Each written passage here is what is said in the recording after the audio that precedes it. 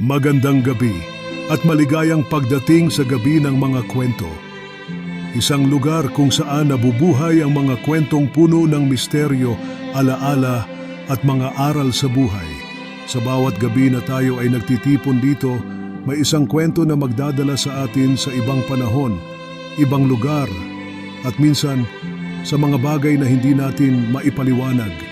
Kaya patayin muna ang ilaw, maghanda ng mainit na kape at makinig ng mabuti. Dahil ang kwento natin ngayong gabi ay pinamagatang Si Mang Kanor at ang Lumang Radyo. Ito ang gabi ng mga kwento. Bago magsimula ang ating kwento ngayong gabi, sandali lang mga kakwento. Kung mahilig kayo sa mga kwentong may aral, simpleng buhay sa probinsya at mga kwentong nagbibigay inspirasyon, huwag kalimutang mag-like, mag-comment at higit sa lahat ay mag-subscribe sa ating channel na Gabi ng Mga Kwento. Malaking tulong po sa akin ang inyong suporta para mas lalo akong ganahan na gumawa ng mga bagong kwento gabi-gabi para sa inyong pakikinig. At ngayon, ihanda na ang inyong sarili, pumikit sandali at samahan ninyo ako sa isang kwentong puno ng alaala, misteryo at aral sa buhay. At dito nagsimula ng ating kwento ni Mang Kanor at ang Lumang Radyo.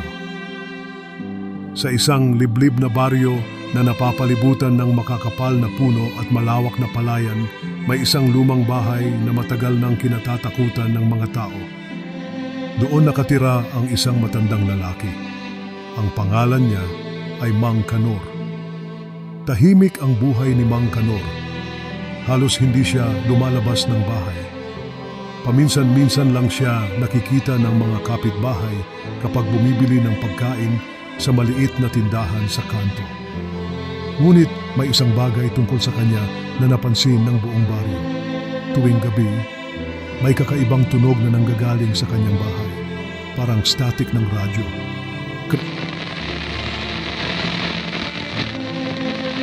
At minsan, parang may bumubulong. Ang lumang radyo. May isang lumang radyo si Mang Kanor. Sobrang tanda na nito. Kupas na ang pintura, kalawangin na ang antena, at halos hindi na gumagana ang dial. Pero kahit ganun, hindi niya ito kailanman itinatapon. Araw-araw, pagsapit ng alas 12 ng gabi, sinisindihan niya ang isang maliit na lampara at binubuksan ang radyo. Static lamang ang maririnig, pero patuloy pa rin siyang nakikinig. Ang usap-usapan sa baryo, napansin ng mga bata sa baryo na may kakaiba sa bahay ni Mang Kanor. Isang gabi, habang naglalaro sila malapit sa bakuran nito, may narinig silang boses mula sa loob ng bahay. Mang Kanor! Nagkatinginan ang mga bata. May kausap ba siya? Tanong ng isa. Pero wala naman silang nakitang ibang tao. Pagkatapos ay narinig nila ang boses ni Mang Kanor. Rosa, ikaw ba yan? Nanlamig ang pakiramdam ng mga bata dahil ang alam ng buong baryo. Patay na ang asawa ni Mang Kanor. Mahigit 10 taon na ang nakakalipas.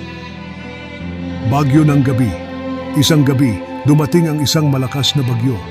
Humahampas ang hangin sa mga puno at halos mapatid ang mga kawad ng kuryente. Madilim ang buong baryo. Sa loob ng kanyang bahay, nakaupo si Mang Kanor sa harap ng mesa. Sa mesa ay ang lumang radyo. Dahan-dahan niyang iniikot ang knob. Biglang nag-iba ang tunog.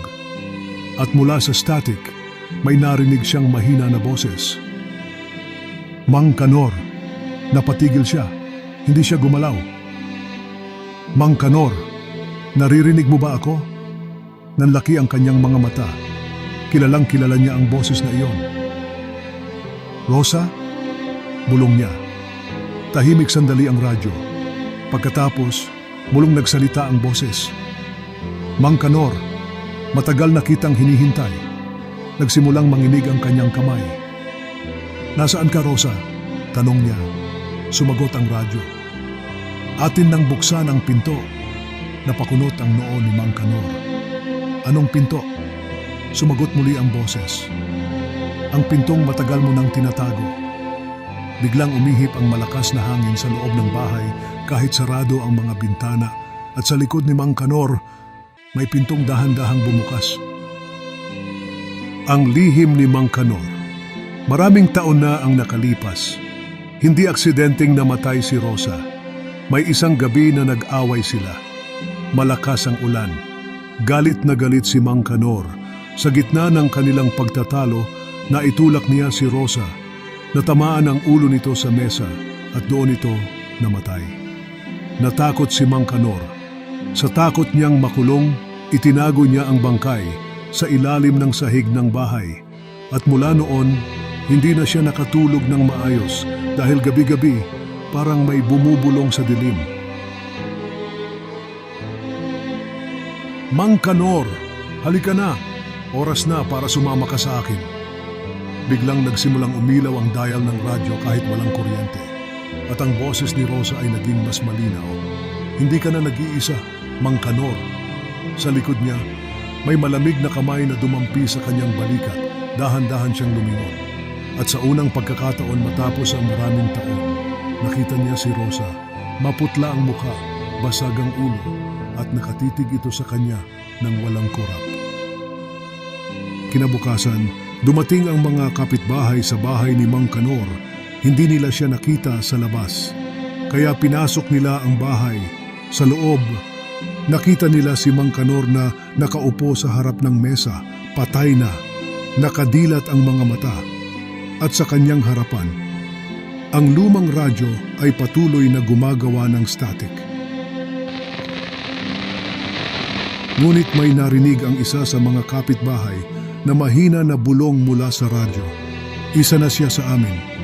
Biglang namatay ang radyo. At mula noon, wala nang nagtangkang tumira sa bahay ni Mang Kanor dahil sabi ng mga matatanda sa baryo, kapag alas 12 ng gabi, may maririnig pa rin na lumang radyo sa loob ng bahay at dalawang boses na nag-uusap sa dilim. Matapos matagpuan ang katawan ni Mang Kanor sa kanyang bahay, mabilis kumalat ang balita sa buong baryo. Sabi ng mga nakakita sa kanya, nakaupo lamang siya sa kanyang lumang silya, nakatitig sa radyo. At nakadilat ang mga mata na parang may nakita siyang nakakatakot na bagay bago siya mamatay. Ngunit ang mas kakaiba, ang lumang radyo na nasa mesa niya ay biglang tumunog ng mag-isa habang naroon ang mga kapitbahay. Napaatras ang isa sa kanila. "Patayin mo yan!" Sigaw ng isang babae. Isang lalaki ang lumapit at pinatay ang radyo. Tumahimik ang bahay. Ngunit habang palabas na sila, may narinig silang mahina na bulong. "Mang Kanor." Napalingon silang lahat. Pero patay na ang radyo. Ang bagong may-ari ng bahay lumipas ang ilang buwan. Walang gustong tumira sa bahay ni Mang Kanor dahil sa mga kwentong kumalat sa baryo. Pero isang araw, may dumating na lalaki mula sa ibang bayan. Ang pangalan niya ay Rico. Hindi siya naniniwala sa multo o pamahiin. "Radyo lang yan," sabi niya sa mga kapitbahay. "Walang multo." Binili niya ang lumang bahay ni Mang Kanor sa murang halaga at doon na siya tumira.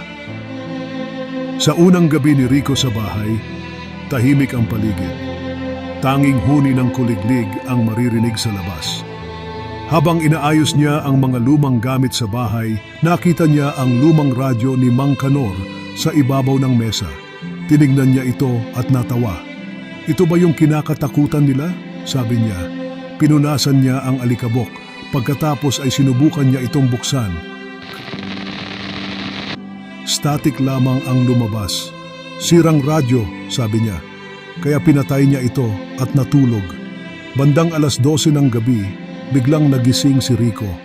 May naririnig siyang tunog.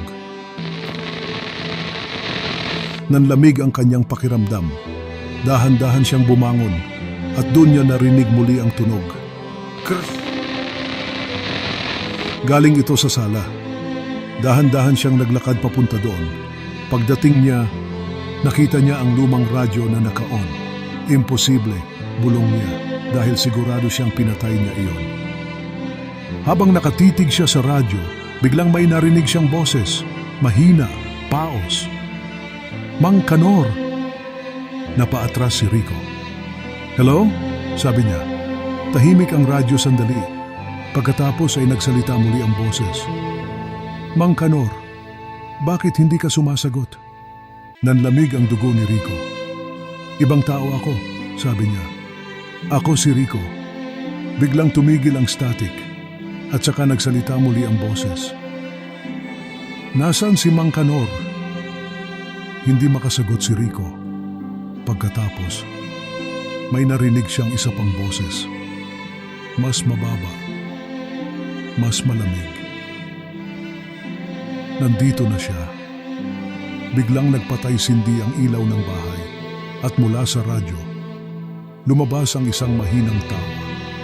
Ang multo sa bahay kinabukasan, sinabi ni Rico sa sarili niya na baka panaginip lamang iyon. Pero sa ikalawang gabi, bumalik ang radyo. Krush! At sa pagkakataong ito, hindi na lamang boses ang narinig niya. May narinig siyang mga yabag sa sahig, dahan-dahan, parang may naglalakad sa loob ng bahay, kahit siya lang ang naroon. Ang katotohanan sa ilalim ng bahay isang araw, habang naglilinis si Rico, napansin niyang may isang bahagi ng sahig na parang bago ang kahoy. Naalala niya ang kwento ng mga kapitbahay, na may lihim daw sa bahay ni Mang Kanor, kaya kumuha siya ng martilyo at tinanggal ang kahoy sa sahig. Pagbukas niya, may nakita siyang butas sa ilalim at mula doon, lumabas ang mabahong amoy. Nang ilawan niya ito, nanlaki ang kanyang mga mata dahil may nakita siyang kalansay ng isang babae.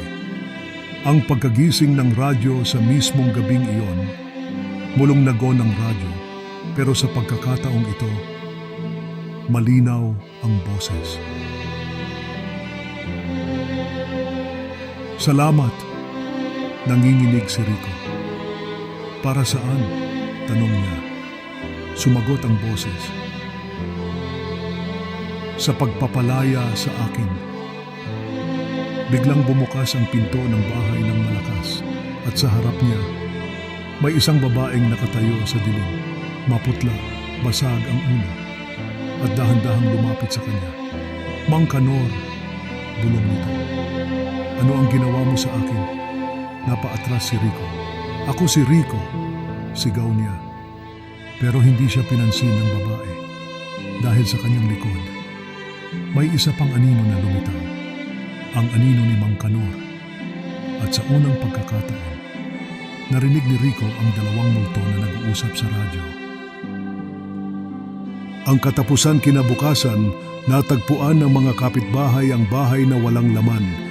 Wala na si Rico, wala ring bakas kung saan siya nagpunta, ngunit ang lumang radyo ay patuloy na gumagana. Krush! At kung minsan, may tatlong boses na maririnig sa static. Isang babae, isang matandang lalaki, at isang lalaking sumisigaw ng tulong. Aral ng kwento, may mga lugar na hindi dapat ginagalaw, at may mga lihim na mas mabuting manatiling nakabaon sa lupa. Dahil kapag nabuksan ang mga ito, maaring hindi na ito muling maisara. Ang mga lihim na tinatago natin ay maaaring manatiling tahimik sa loob ng maraming taon. Ngunit ang konsensya at katotohanan ay laging babalik upang maningil. At kapag dumating ang araw na iyon, maaaring wala ng paraan upang makatakas. At dito nagtatapos ang ating kwento ngayong gabi.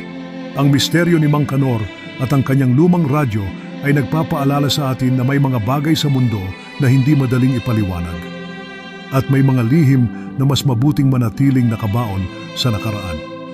Kung nagustuhan ninyo ang kwentong ito, huwag kalimutang i-like ang video, i-share ito sa inyong mga kaibigan at mag-subscribe sa ating channel. At pindutin ang notification bell para hindi ninyo ma-miss ang mga susunod pang kwentong maghahatid ng misteryo, kilabot at mga aral sa buhay. Dahil dito sa Gabi ng Mga Kwento, bawat gabi ay may bagong kwento na naghihintay, mga kwentong magpapaisip, magpapakilabot, at minsan magpapatanong kung ano nga ba ang totoo sa dilim. Ako ang inyong tagapagkwento at muli tayong magkikita sa susunod na gabi. Dito lamang sa Gabi ng Mga Kwento. Magandang gabi at matulog ng mahimbing kung kaya ninyo.